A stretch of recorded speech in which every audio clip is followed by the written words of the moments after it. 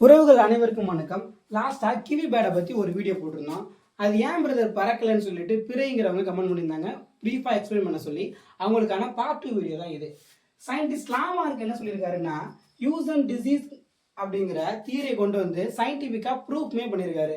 இந்த use and disease தியரிங்கிறது வந்து பயன்படு மற்றும் பயன்படா கோட்பாடுகள்.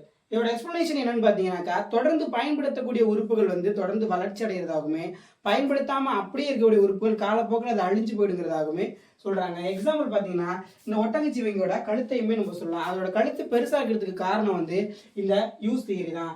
பாம்புகளில் கால் இல்லாமல் இருக்கிறதுங்கிறது வந்து இந்த டிசீஸ் தியரிக்கு எக்ஸாம்பிளாகவுமே சொல்றாங்க.